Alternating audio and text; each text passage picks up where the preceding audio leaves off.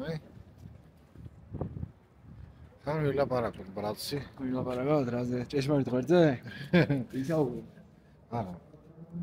მაინც ბიბლიური თემები გინდა? აბა. აუ, ეს კაი სუნია.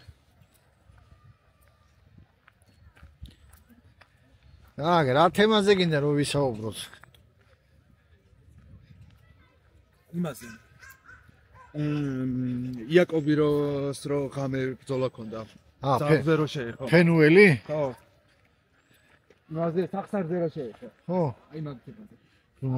გააჩნია რა გინდა მაგ ბევრი რამე შეიძლება ილაპარაკო.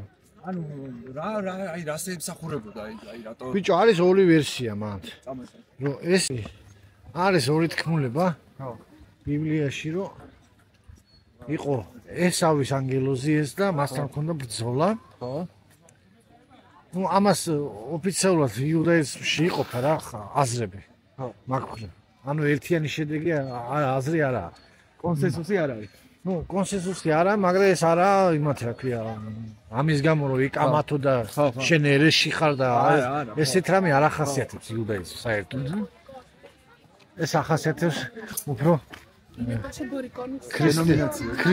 ქრისტიანულ დენომინაციებს ახასიათებს ეგა, ეს რადიკალიზმი. იმიტომ მიყვარს მე იუდაიზმი, რომ იუდაიზმი რადიკალური არაა. მაგ საკითხებში. უფრო თავისუფალია და მანევრირებულ საშუალებას გაძლევს აზრების სხვადასხვა. არის მეორე აზრი, რომელსაც მე ვეყრდნობი და ეს არის იაკობის ბრძოლა ღმერთის ნდობასთან.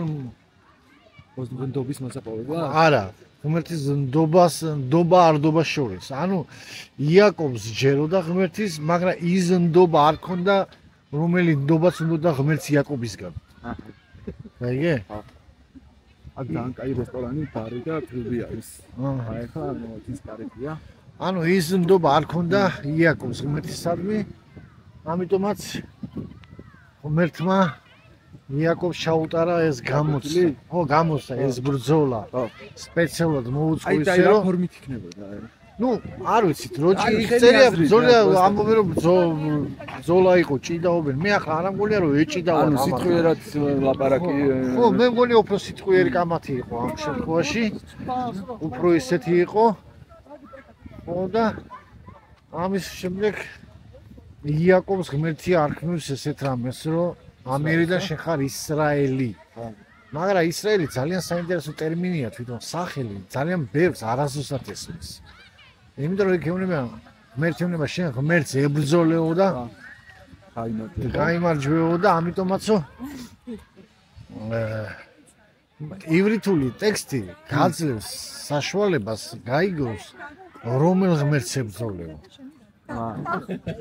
იაკობის ღმერთი რა იყო? იაკობის ღმერთი იყო თავისი ძალა, თავისი ნდობა, თავისი ძალების წმენა. ამიტომაც ღმერთი ამ ფეხს უზიანებს და ის ადამიანი რასაც ეყრდნობა, ის მოაცალა. ანუ აჩვენა ღმერთმა ადამიანური სისუსტე გამოაცალა. ხო, ანუ ღმერთმა აჩვენა იაკობს, ის რასაც შენ ეყრდნობი, ეს არაფერი არაა. და ეს არის ჩვენთვის გაკვეთილი. სანამ ჩვენ თავების იმედით ვართ, რო თქვა, აი მე გავაკეთებ, მე შევძლებ, მე იმას ვიზამ, მანამდე ჩვენ ის რაც სასწაულია, ღმერთისგან სასწაულია, იმას ვერ ვიხილავთ. იმიტომ რომ ჩვენ არ ვართ ლეგიტიმურ უფლებას სასწაულმა იმოქმედოს ჩვენში. აიგე? იმიტომ რომ ნაკლებად გწამს და მაგის გამო. წმენა ნდობა არ აქვს, გაიგე? ეს ნდობა არ აქვს ღმერთის. ამიტომაც ეს იაკობს ჭირდებოდა ესა და ამის მერე ღმერთი არქმევს იაკობს ისრაელი და ღმერთი დაამარცხეო ეს გაიმარჯვე ეს არ ნიშნავს რომ მე მომერიო ეს ნიშნავს შენში არსებული ღმერთი რომელიც იყო შენი თავი ის დაამარცხეო ეს მომენტია უყურე ამ მომენტია და კიდევ რო ეუბნება ისრაელ ნიშნავს ღმერთის ნების გამტარებელი. ანუ შენ თავს, ოდესაც მოერევი, შენ მეობას, როცა მოერევი, შენს იმას, ოდესაც ამარცხებ. და უკვე როგორც იესო ამბობს, უფალო იყოს შენი ნება და არა ჩემი, ესა მაშინ ხდება ღმერთის ნების გამტარებელი და მაშინა ის ჭეშმარიტი ისრაელიანელი. ანუ მე ღმერთს რამეს ვთხოვ ხოლმე, ბოლოში მაგას ვაყოლებ ყოველთვის. ნუ მაგრამ იყოს ნება შენი და არა ჩემი, მაგრამ მე ამას ვთხოვ რა, ანუ. ხო, ეგას სწორი დამოკიდებულება პოზიცია, იმიტომ რომ როცა შენ არ იცი ბოლომდე ეგ საქმე რას მოგიტანს? რა მოგიტანს, ანუ ვაფშე ემსახურება ღმერთს, იმიტომ არ გაქვს მაგის ცოდნა იმის შესახებ რა იქნება. ამ დროს მასე აყოლებს შენ ჩოვლებრო და ამობდა ეს არის ძალიან ნორმალური და ბუკვალური. აი ეს იყო ეს ადგილი, რასაც ქვია ფენუელი, უფლის სახის ჩვენება. ის ანგელოზი იყო უფლის სახე. ანუ ფაქტიურად ძველი კომენტატორებიც ამბობენ, მე მაგ ისეთ კომენტარები ნანახე, რომ ფენუელი ეს იესო ქრისტეს იყო თვითონ, უფლის ანგელოზი იყო. მეც ეგრე თავად იესო ქრისტე იყო და იესო ქრისტეს შენ ვერ მიიღებ თუ შენი მეობა. ამიტომ ამას იესო ქრისტე როცა იწყებს ნეტარიან სულით ღარიბი. სულით ღარიბი ნიშნავს, რომ შენი მეობა არ გაგაჩნია. შენი მეობა დადგონულია და შენი ისა. ამიტომაც როცა სანამ იაკობი არ უშვებს, სანამ არ მაკურთხებო. კურთხევა რო უნდა, მაშინ ჯერ ტკივილი უნდა მოვიდეს. აიგე? ნებისმიერ კარგ და დიდ რამეს რომ მოვიდეს, ტკივილი ჭირდება, შრომა ჭირდება. რაღაცასთან ჩამოშორება ჭირდება, ფასის გადახდა გიწევს, გაიგე? ეს ასე არაა. მე და ეს მოდი ესე იყოს ეგრე არ ხდება. ასე არა. იმაში შრომა უნდა ჩადო. ეგ ძალიან დიდი თემაა ვაფშე ეგ ფენუელის თემა. ძალიან ბევრი გამოცხადება და ბევრი გაკვეთილი შეიძლება სულიერი მიიღო აქედან.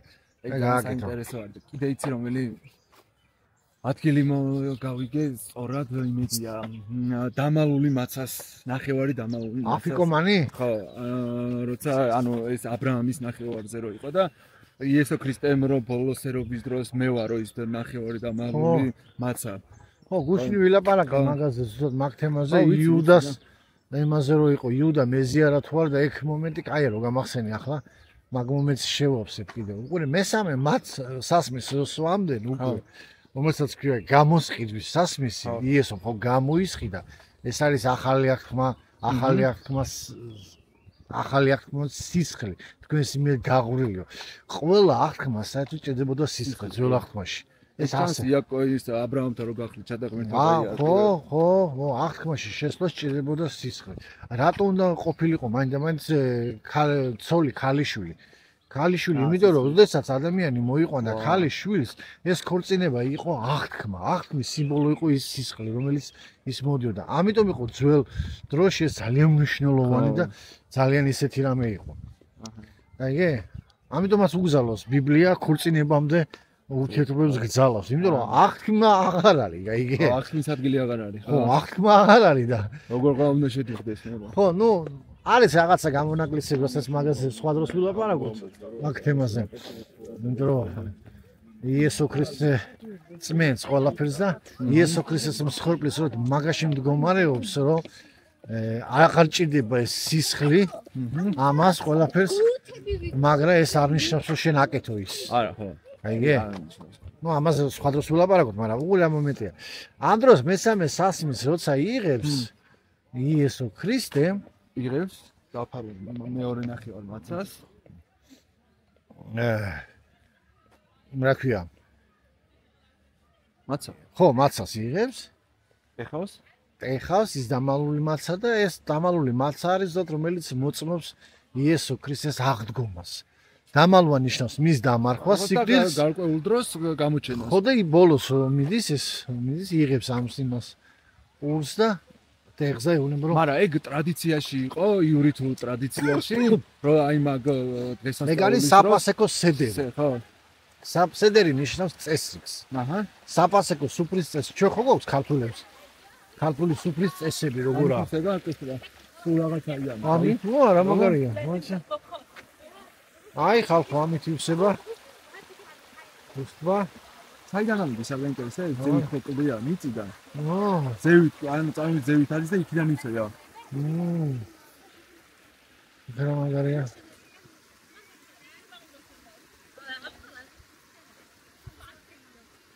მე კაი თემაზე ვაპარაკობდი.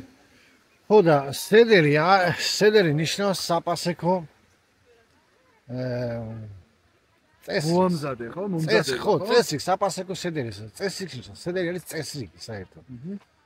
ნებისმიერ სუფრას აქვს თავისი წესრიგი. აი ჩვენ როგორც ქართული სუფრას წესრიგი. თამადა ამბობს ამ სარღიგძელოს, იმ სარღიგძელოს, ასე ამ სარღიგძელოს მერე. აი ეს საპასეკო სუფრას ქონდა თავისი წესრიგი. თავისი ისა დროები რა დროს უნდა თქვას, რა როგორ უნდა თქვას. იოანეს სახარებაში, როდესაც იესო ქრისტე ამბობს, ეს ასე არ იყო პასექი, მაგალითად ჩვენ როგორც გვესმის, ახლა მოდი ქოწილში დაჯექი და ჭამე. არა, უნდა მომზადებულიყავი ამის. არა, მე სხვა თემებია. აი, გეუბნები უშუალოდ სუფრაზე როცა ჯდება. აი, როდესაც იესო ზის საიდუმლო სერობაზე. ჩვენ რო გვაქვს, ჩვენ გუნია რომ იესო მარტო ის გააკეთა და ეს ასე არა. საპასექო სუფრა მოითხოვდა როგორც წესრიგს ამ ყველაფერში. ამ საპასექო სუფრაში მოიცავს რას მოიცავს? სწავლებას. ებრაელი ყოველთვის როცა ჯდებოდა, გახსენება ხდებოდა ეგვიპტეში, რას აკეთებდნენ, როგორ ჩავარდნენ ამ მონობაში, რა სასწაულები გააკეთა ღმერთმა ამას. ებრაელი კომენტატორი ამბობს, რომ პასექი ისე უნდა აღინიშნოს, რომ თითქოს ყოველთვის როცა შენ აღნიშნავ, უნდა წარმოიდგინო იმდენად, რომ შენ იქ ხარ ეგვიპტეში. აიგე? აი მაგალითად პირველი მცნება ჩვენ რო გვესმის მე ვარ უფალე შენი ღმერთი გამოგიყვანე ეგვიპტის მონობის სახლიდან. რატომ მაგალითად ეგვიპტის მონობის სახლიდან? ჩვენ მომბობთ რომ ეს არის საყოველთაო ისა მცნება ხო? ეგვიპტის ახლა ჩვენ ეგვიპტეში არ ვართ. ხო მაგრამ ეგვიპტე არის უჯრედობიდან გამოსვლა. ხო და ეგვიპტე რას ნიშნავს თვითონ ტერმინი? აი ესაა საქმე, როცა შენ გესმის ეგვიპტე რას ნიშნავს? ეგვიპტე მიცრაიმ ნიშნავს მონობას, შეზღუდულობას. ამიტომ ეს როცა ეს მცნება არის შენთვის, როდესაც შენ უკვე გამოსული ხარ, დაგიხსნა ღმერთმა, ანუ ირწმუნე, გამოდი ამ სახლიდან და უკვე ხარ იმ მომენტში რომ მისული რომ მიცრაიმიდან გამოგიყვანე. მისა აქედან ეს ისაკ მცნება შენთვის ისა აუ დამიკავე. გავგავ ბატონო. ეს შენ დაყვება ეხლა? ხო, ეხლა მე დავყვება ესე. ამიტომ ეს მცნება ჩვენთვის, რომ ვთქვათ ასე, ჩვენზე გადმოდის საყოველთაო მცნება. სიტყვა ეგვიპტე ნიშნავს შეზღუდულობას, შევიწროებას, მონობას. აიგე? თვითონ მიცრაიმის სიტყვა. უნდა როდესაც ქრისტე აკეთებს ამ იმას საპასექო სუფრას, ის იოანეს სახარებამ გაშალა ეს ყველაფერი. ებრაული აგადა. აგადა არის ძალიან საინტერესო თხრობის ჟანრი ებრაულში. ახლა სულთ აკადემიურად ვილაპარაკოთ ებრაული თხრობის ჟანრი აგადა. ეს არის თქმულებითი ფორმა სიბრძნის გადმოცემის. ანუ რაღაცა თქმულებას ყვები გადმოცემს სიბრძნე. რომ მაშინ დებს სიბრძნე. აიგე? ეს იგავი არ არის. მაგრამ ახლოს არის იგავთან. და ებრაელები გამოყოფენ ესეთ რომ არის აგადისებული მიდრაში და არის გალახა აგადისებული გალახა. აგადისებული გალახა, რასაც ქვია, ეს არის ის, რაც იესო ქრისტემ გააკეთა იოანეს სახარებაში. აიგე? აგადა მოხიტყელი არის თქმულება და გალახა ნიშნავს სიარულს. ანუ ის, რაც იოანეს სახარებაში იესო ქრისტემ თქვა, ის ჩვენთვის არის და ჩვენ ცხოვრებაში გავატაროთ. სიარული რა? თვითონ გალახა ნიშნავს სიარულს.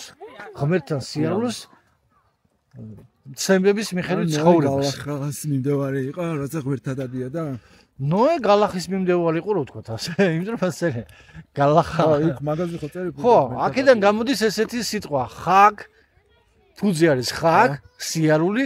ანუ ჩვენ რომ ხაგ, ფესახ, სამიახ, მაგალითად ბედნიერი ფესახში გევლოს. გევლოს, ანუ სწორად გაგეტარებინოს.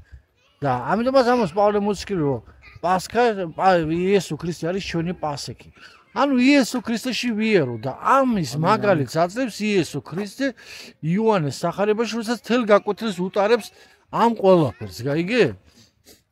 და ეს უბრალოდ ებრაული ტრადიცია მე ვიცი და ამიტომ მე ვაკავშირებ ამას, მაგრამ არის ხალხი, რომლებმაც არ იციან და პირდაპირ ტექსტს უყურებენ და ამ ტექსტში რაც ჩანს, იმას არ უსარდაგებენ ისტორიულ კონტექსტს, რაც უმნიშვნელოვანესია. თავისთავად ისტორიული კონტექსტის გასაღები. ხო, ისტორიული კონტექსტის გარეშე შენ ვერ გაიგებ იმას და მიდიხარ იმ დასკვნამდე, რომ აი იუდამ ზიარება მიიღო და ამის მერე შევიდა სატანა. და აქედან ასწავლო ზიარებამაც ვერ უშველაო. ჯერ ასისლუს იუდას აში ჭირდებოდა ზიარება, ქრისტე ყავდა გვერდში.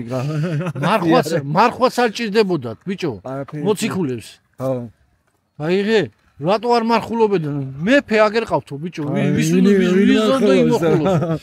ანუ ხები რა აბსურდამდე მივიდნენ ეგენი. აიღე. და ესე აბსურდამდე მისვლამდე რომ მიდიხარ. აი დღეს ახლა უდელმა თქვა რომ იუდას გათვლები ქონდაო რომ მე ქრისტეს ჩავასწრებ ჯოჯოხეთშიო. მე ვიკლავ თავსო. ხოდა ქრისტე რო ჩამოვა ჯოჯოხეთშიო, იქ დახვდები და წამიყვანსო. ნუ აი ესეთი ბოდვებს რო ჯერავს ხალხს, იმისა ვარ ძმაო, კარგ დღეში მთელი ერი. უმეტესო. რა მინდოდა? კიდე ძალიან ერთი კიდევ რა შეკითხვა გაქვს? შეკითხვების მეტი რა. ცოტა ველაპარაკობ, როცა ელემენტი ჯდება ამის. ხო.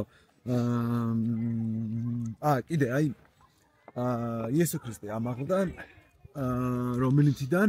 ელეონის მთა. ელეონის მთა და დაბრუნებაც ელეონის მთაზე იქნება. ეს ელეონის მთა არის ისრაელში, იერუსალიმში. აზრის პირდაპირ ოქროს ჭიშკარის მოპირდაპირ.